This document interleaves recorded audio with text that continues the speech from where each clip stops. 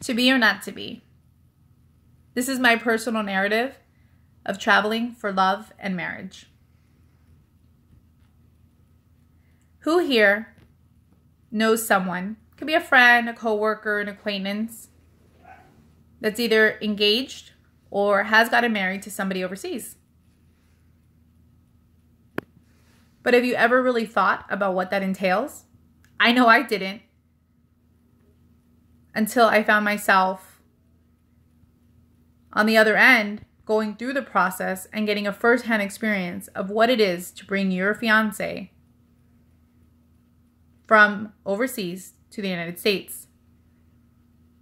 I had the good fortune to meet my fiance, like any modern 21st century love story, through the internet. And as we know, the internet makes the world a very small place. Imagine our surprise when we found out that we lived in 2 separate countries. And in actuality, we're not that far from each other. It's really just a skip, hop, and a jump away from one another, because I'm in Miami and he's in Cuba, which is an hour flight from each other. But since the US and Cuba don't have the best of relations, he can't come here, so my only option is to go there. But my Cuba travels and experiences is a whole other topic of conversation. After we decided that this was a real deal and this was what we were going to do, we decided to figure out how could we make our relationship work. So we decided, out of the 3 options of getting married in Cuba, doing the K-1 visa, which is actually referred to as a visa fiancé or a work visa. The fiancé visa was the best choice for us.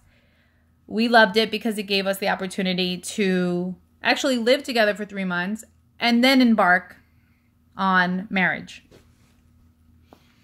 Now, in order to be able to apply for the visa, you have to first submit a petition requesting the United States to legally recognize your fiancé as your alien fiancé. Now, in order to do this, you have to have met several requirements, one of them being that you have met at least once in person in 2 years, unless there's a religious reason why you cannot that would forbid it. And both of you have to be legally able and willing to marry. Luckily, we fit all of those requirements because I had already seen him like 4 times. So we filled out our petition, which was just a lot of government forms and evidence. For us, the evidence that we submitted was the pretty much standard passport stamps showing exit and entry out of Cuba to validate that I had actually gone to Cuba, along with hotel and airline stubs showing that we had stayed together in a hotel and that I had actually traveled and flown to Cuba. And of course, pictures. They love pictures. My tip is to put a label on the back detailing the date, names of everybody pictured, and the location for each one of your trips. Flood them with pictures because the more they see, the better it is. Remember, you're trying to prove to somebody that your relationship is actually a real relationship. Now, on average, it takes 3 to 4 months, but in our case, as luck would have it, right after we submitted our application, the United States government, because of the sonic attacks in Havana, decided to close the U.S. Embassy in Havana for visa processing. So it was at a complete freeze. And then they had to decide what embassy would take over the responsibility. First, it was sent over to Colombia, but that was too hard for Cubans to do because it required a very expensive visa. So they moved it to Guyana, which doesn't require a visa for Cuban citizens, which was great. So by the time we got our approval, that's where we were headed, Guyana. Let me tell you that I could not remember where Guyana was located. I literally had to Google it, only to find out, in case you're wondering, it's located right in between Venezuela and Brazil. And it's actually one of the only English-speaking former British colonies in all of South America. So it is quite different from anything you could possibly imagine. So we got our Notice of Approval 1, which was letting them know that we had received our application and it was under review. Then we got our NOA 2, which was our notice of approval 2, letting us know that he was now recognized as my alien fiance. And then it was being moved to the National Visa Center, and from there to the embassy to be scheduled for an interview.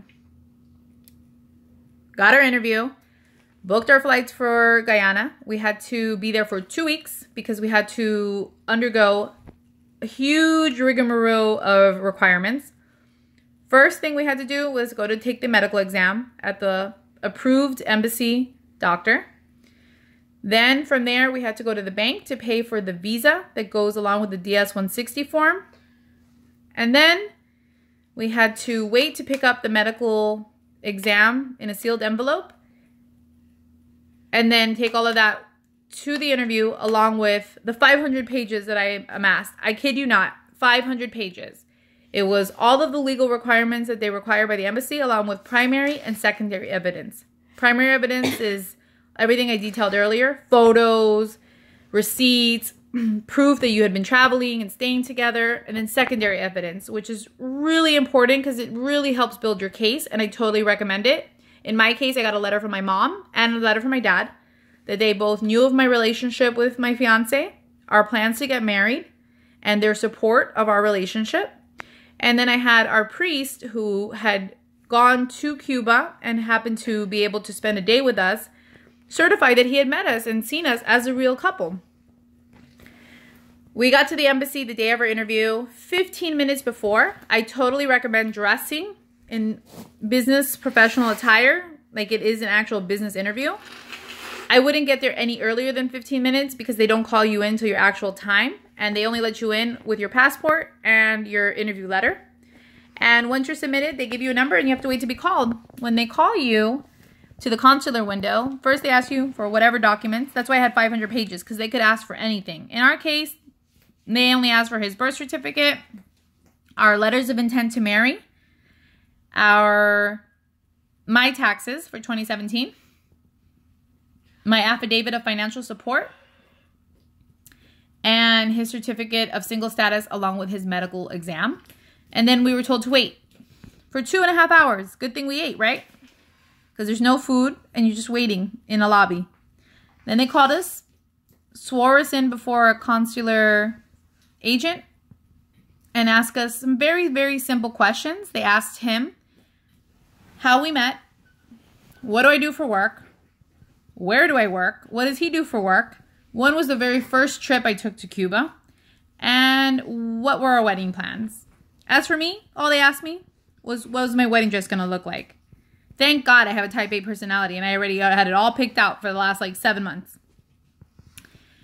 And then came the best part. She said, approved, welcome to the United States. I swear I cried from joy. I was so relieved. But it didn't just stop there. We had to wait 5 days to be able to pick up his passport and his visa, to be able to leave Guyana. And then when he arrives, we will have 90 days from the day he arrives to get married, and then do another application called an adjustment of status, which enables him to permanently stay in the country and get conditional residency. So, long-distance relationships are definitely hard. And the K-1 visa is definitely not for the faint of heart. But I think the key is, once you decide that that's what you want to do, is just having a lot of patience, a lot of faith, and dedicating a lot of your time to organizing your papers along the way so you're not doing it all at the end. I literally every month would print out my phone records for the month to keep the log, any receipts for that month, and every trip I would make sure to keep a file. So by the end, I had everything all gathered together. So if you ever decide to embark on the journey, I wish you luck. I wish you well, and I hope that I can help you